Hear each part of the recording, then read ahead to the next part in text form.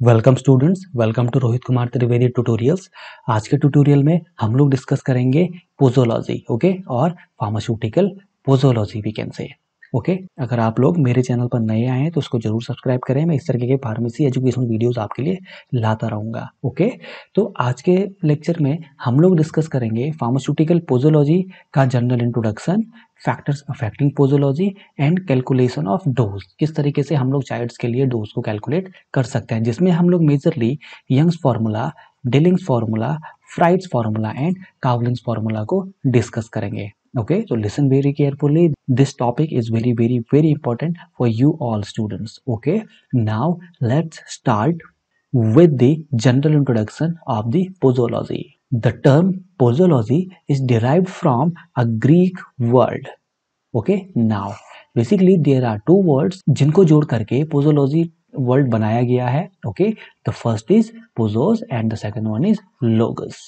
Okay, now when we talk about the meaning of the posos, okay, जब हम लोग पोजोस word की meaning की बात करते हैं, इसका मतलब होता है हाउ मच, और जनरली हाउ मच को हम लोग जब क्वांटिटीज को हमको आइडेंटिफाई करना होता है तो हम लोग हाउ मच टर्म का यूज करते हैं। इसी तरीके से जो लोगोस है, लोगोस का मतलब होता है साइंस से। ओके, नाउ जब हम लोग इसकी डेफिनेशन की बात करेंगे पोजोलॉजी की, तो posology is a branch of medical science. ये मेडिकल साइंस की एक ब्रांच है विच डील्स विद डोज और the quantity of the drug. ये मेडिकल साइंस की वो ब्रांच है जिसमें हम लोग ड्रग की डोज या क्वांटिटी के बारे में स्टडी करते हैं। ओके, और यही डोज को पेशेंट्स कंज्यूम करते हैं और उस डोज पर ही पेशेंट्स में डिजायर्ड या जो फार्माकोलॉजिकल इफेक्ट हम लोग को चाहिए होते हैं वो प्रोड्यूस होते हैं। ठीक है, now let's move further towards the introduction also, and generally जो हमारी डोजेज होती हैं, देयर आर सेवरल फैक्टर्स जिनकी वजह से डोज पे फर्क पड़ता है। मींस कई सारी ऐसी चीजें हमको कैलकुलेट करनी होती हैं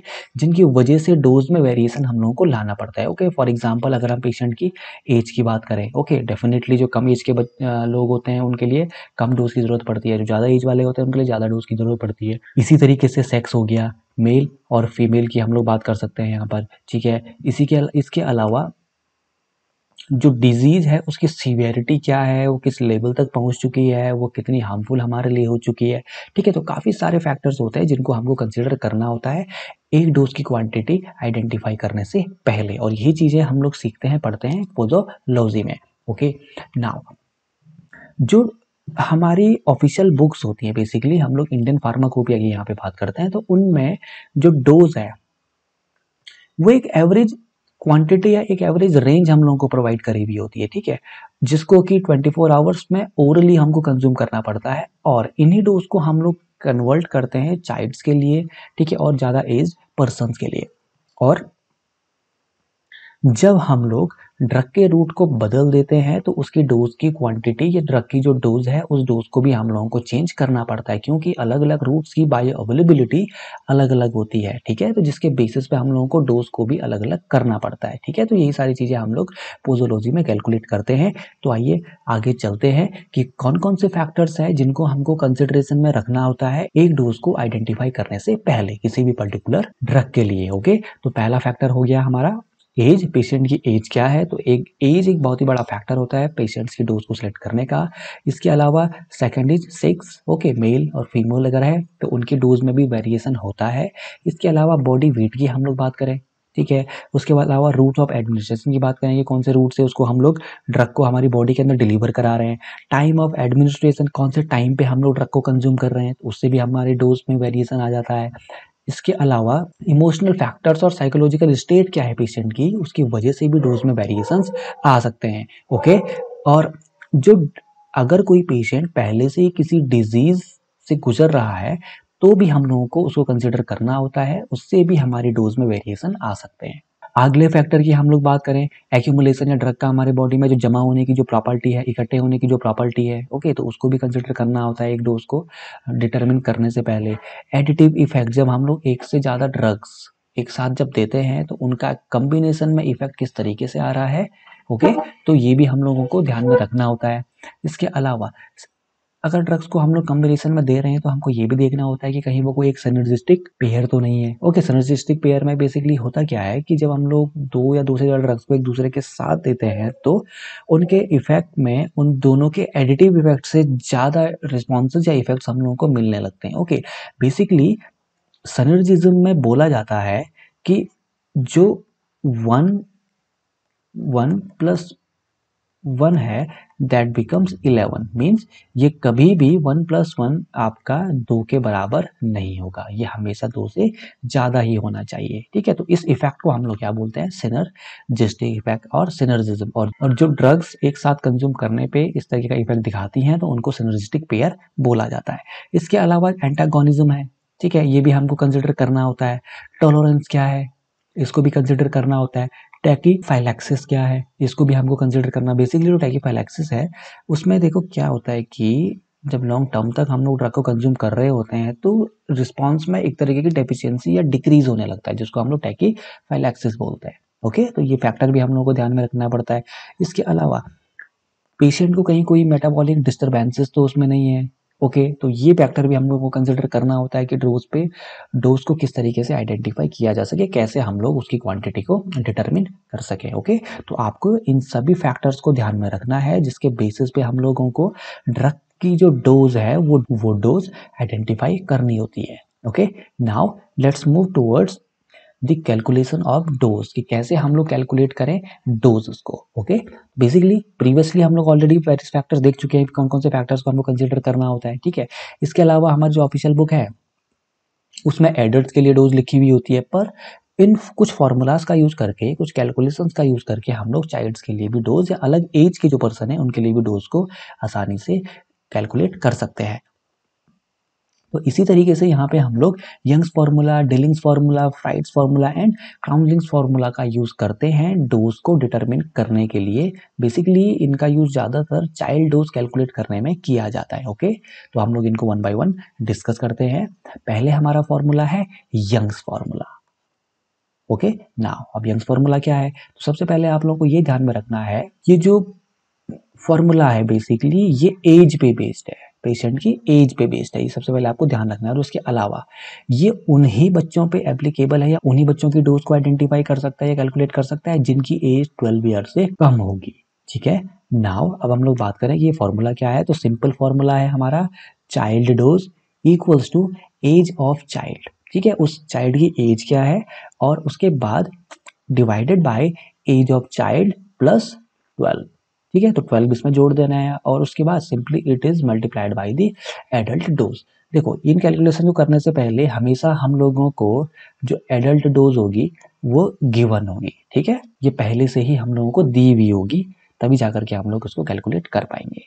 okay, now let's move towards the Dilling's formula. कि डिलिंग्स फार्मूला क्या है, नाउ ये जो फॉर्मूला है ये फॉर्मूला भी एज पर ही बेस्ड है।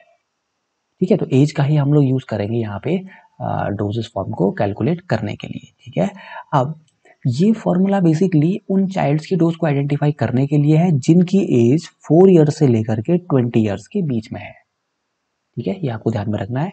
जो डिलिंग्स फार्मूला है इसका यूज हम लोग करते हैं 4 ईयर से लेकर के 20 ईयर्स के बीच के जो पेशेंट्स हैं या जो चिल्ड्रंस हैं उनकी डोज को आइडेंटिफाई करने के लिए, उनको कैलकुलेट करने के लिए। ठीक है, यहाँ पर सिंपल सा फॉर्मूला हमारे पास है, dose of child equals to age in years.